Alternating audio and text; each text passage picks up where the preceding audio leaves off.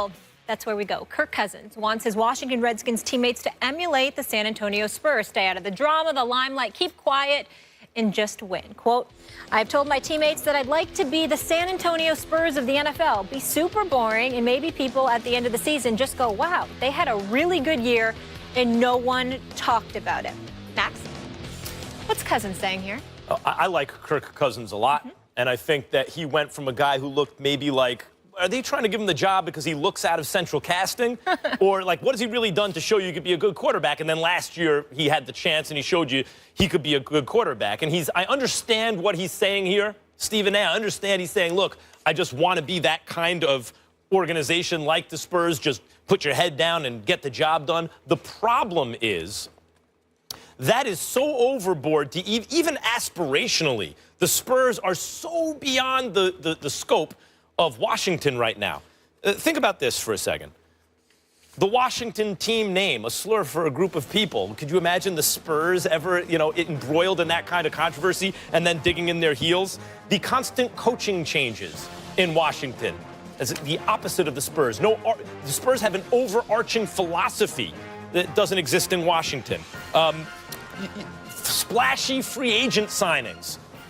Is that the Spurs? I mean, yes, they got LaMarcus Aldridge here and there, targeted free agent signings, going all in with resources, draft picks for 100 years to get a player in RG3 who then busts. Does that sound like the Spurs to anyone? And even the quarterback now, who's coming out and saying that he wants to just fly low and under the radar and just put your heads down and get the job done and be like the Spurs, he's the one who's most famous for saying, you like that. Imagine Tim Duncan walking out of there, you like that. I mean, that's just not, what I would say is I understand the aspiration, holding out the Spurs as the model franchise, which they are.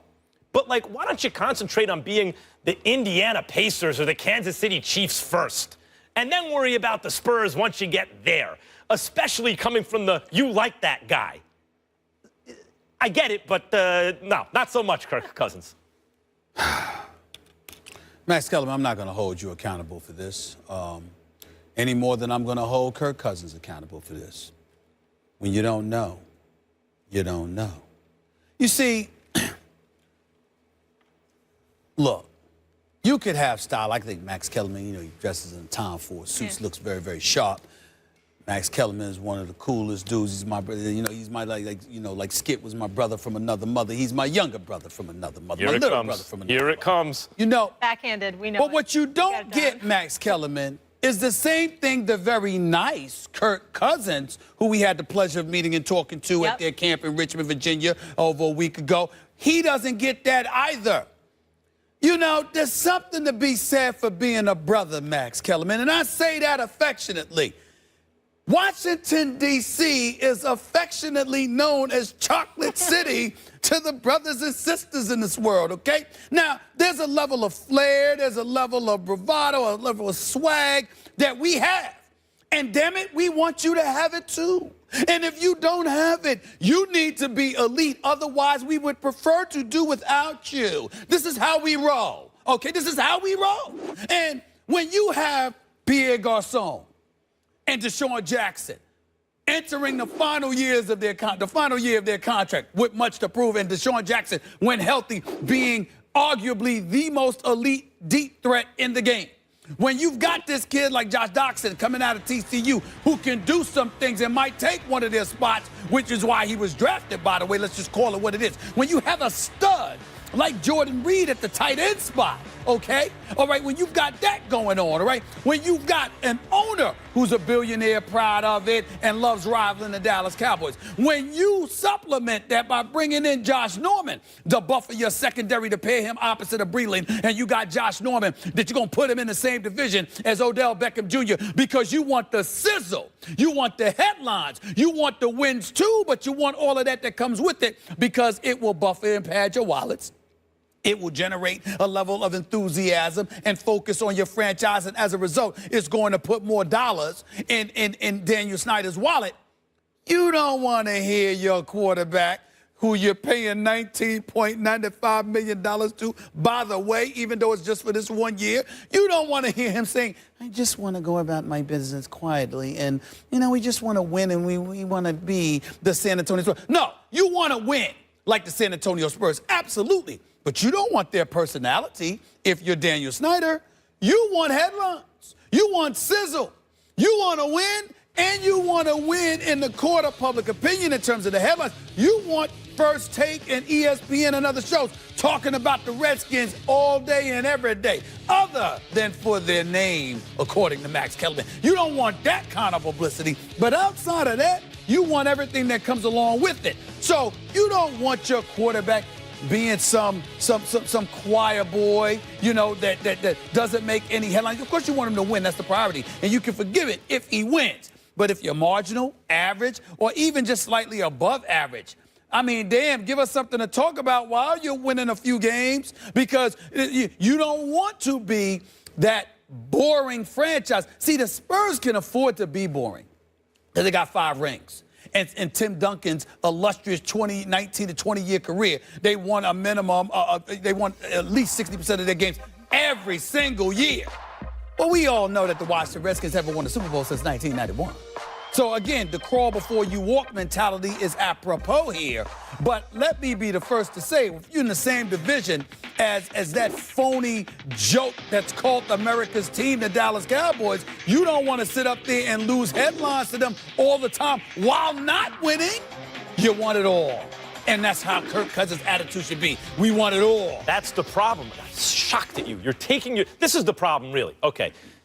A fish rots from the head down. And with Dan Snyder as the owner of that team, what you're dealing with is a rotten fish. The problem is that if that's true, what you're saying, especially... a rotten fish? Well, the fish rots from the head down. Go ahead. Yeah. He's the head.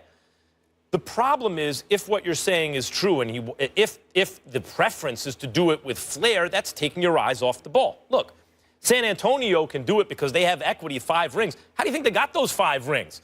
The overarching philosophy of the organization is to put your head down and get your work done. Then the rings follow. What you're talking about... That's how they got 5 rings. Yeah. So Kobe and Shaq got 3 because of being quiet wasn't quiet? Now you're getting to it. What you're talking about, what you're talking about is the Showtime Lakers. The late, great Dr. Jerry Buss, contrary to what you say about George Steinbrenner. In fact, Dr. Jerry Buss is the greatest owner in the history of American team sports.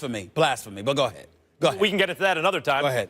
He wanted to do it with flair and win. It's the hardest thing to do. And unless you're a genius, as Dr. Buss was, and apparently Dan Snyder is not, it's not going to work. You can't worry about bringing the entertainment value in pursuit of winning. You have to worry first and foremost, and usually exclusively, about winning. Like the Patriots. It's another great example. You know what the safest pick in sports is at the beginning of every year? Who's going to be there at the end? Say the Patriots and the Spurs. And that's the opposite of the flashy kind of organization. Put your head down and get your work done. And if you can do that with flair, as Dr. Buss did during Showtime, and then again with Kobe and Shaq, good for you. I mean, that's amazing. That's the highest level. Dan Snyder has not shown the ability to operate on half that level. First, concentrate on winning. This is not about Daniel Snyder. This is about what Kirk Cousins had to say. And as the quarterback, what I'm trying to say to you is this. Yes, you want to go out there and win. But you know what? It's Chocolate City. We ain't interested in a bunch of choir boys being all quiet and chilling. This ain't San Antonio, Texas. It's D.C., baby. It's the nation's capital. You understand? It's a different flair. What's up? No, I get all that, but I think we're forgetting one name, RG3. Don't you think part of this was his coming out to say that RG3, all we talked about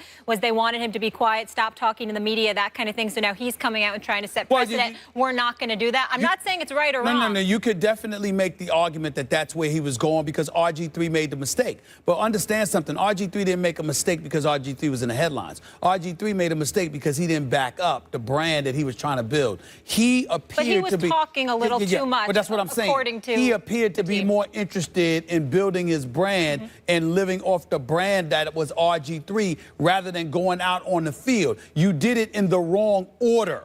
But that's what this comes down to. By the way, I always thought if RG3 had focused more on being the greatest football player he could possibly be and being successful, but then he talked smack, it was in the headlines or whatever the case may be, DC would love him. They say he's ours. He's ours. We're good with it. I think RG3, I think that's always been kind of a misconception about RG3. Where did it start going wrong for RG3? not in the way that he wasn't concentrating on football, in the way that he had drunk the Kool-Aid about how a football player is supposed to act and talked Shanahan into putting him back into a playoff game with a bum knee. When that injury was exacerbated, that was essentially the end of RG3. He's been like RG2 or RG1 since then. RG3 existed right up till that moment, quarterbacked them into the playoffs, and because of that old school, old-timey football mentality, oh, shucks, coach just put me in the game no matter what, that's where it all went wrong. I think it's a total misconception that might have been that he wasn't football enough. That might have been where it all went wrong on the football field, but it didn't help that you were taking photos leading into your wedding, asking for wedding gifts. Yeah. That didn't help. I forgot about that. That didn't Stop it. All right. All right. Let's leave it there. When we come back, we go to another quarterback. Cam Newton's criticism has nothing to do with race. This, according to Cam, is he right? Stephen A. and Max will weigh in on that when First Take comes back. Stay here.